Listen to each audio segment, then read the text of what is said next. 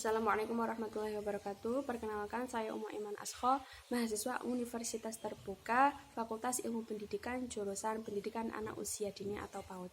Di sini saya akan mengulas sedikit tentang anak yang memiliki gangguan makan, yang fokus pada anak yang menolak makan atau restrictive food intake disorder. Menolak makan merupakan respon yang ditampilkan anak ketika anak tidak menyukai suatu makanan, atau bisa juga ditampilkan dengan melepehkan makanan atau mengeluarkan makanan yang baru saja dia makan. Di sini memiliki beberapa penyebab yang saya akan tampilkan, yaitu 3. Yang pertama, anak tidak suka dengan tekstur makanan, entah itu lembut atau kasar. Yang kedua, anak tidak suka dengan bau makanan tersebut. Biasanya anak tidak suka dengan jamu karena selain rasanya yang pahit, baunya juga tidak enak. Yang ketiga, bagaimana orang tua mengajak anak untuk makan di waktu makan ini menjadi pengaruh terhadap ketertarikan anak pada makanan. Jika orang tua mengajak makan anak dengan maksa, maka anak juga akan terpaksa makannya semacam itu. Kemudian bagaimanakah penanganannya? Di sini ada beberapa penanganan. Jika masalah makan ini kaitannya dengan sensori atau lidah, ya di sini lidah, maka perlu juga orang tua untuk memeriksakan ke dokter apakah lidah anak memiliki gangguan tertentu atau memiliki penyakit tertentu yang diderita, atau ada kesalahan dalam lidah anak, sehingga apakah harus ditangani khusus atau ditangani dengan obat-obatan tertentu. Ini juga perlu diketahui.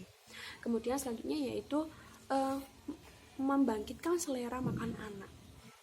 Ada beberapa cara nih, sangat banyak mungkin.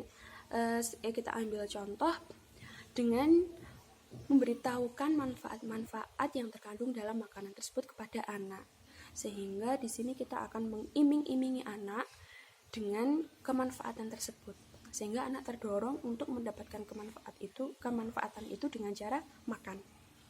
Atau bisa juga dengan memperkenalkan anak dengan bentuk-bentuk bahan makanan yang masih mentah. Contohnya seperti wortel, warnanya orange segar sekali, atau sawi, ternyata bentuknya seperti daun seperti ini, ternyata beda dengan bentuk setelah dimasak, dan lain sebagainya. Atau bisa juga dengan memberikan tampilan baru pada makanan. Bisa juga dengan membentuk makanan menjadi bentuk yang sangat menarik bagi anak. Contohnya wortel dibentuk menjadi bunga, atau dibentuk menjadi bintang, atau dibentuk seperti hati, dan lain sebagainya. Ini akan menambah ketertarikan anak pada makanan. Kemudian penanganan selanjutnya yaitu dengan memodifikasi makanan. Tidak harus setiap hari makanannya ini ditampilkan dengan hidangan yang sama. Misalkan sop, isinya hanya sayur sawi terus, tambahannya hanya wortel, itu aja bentuknya bener biasa.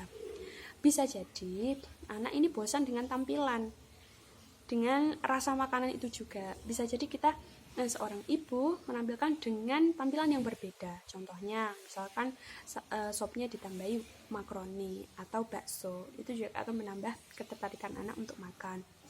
Atau telur, biasanya anak suka dengan telur, jangan hanya digoreng, bisa jadi direbus, atau dibuat telur asin, atau dibuat telur dengan bentuk seperti sate dan lain sebagainya. Atau bisa juga dengan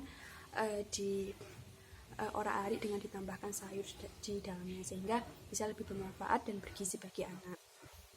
Kemudian selanjutnya yaitu memunculkan rasa lapar di waktu makan.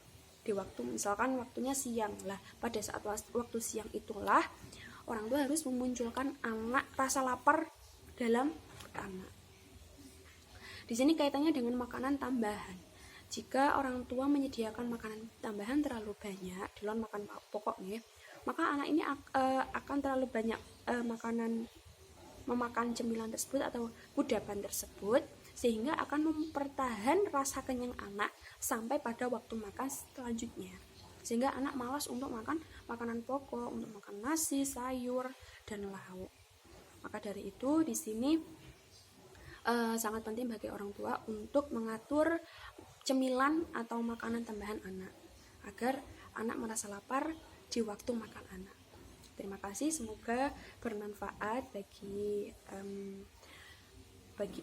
semoga bermanfaat bagi kita semuanya, juga bagi pendengar dan juga pemirsa. Terima kasih.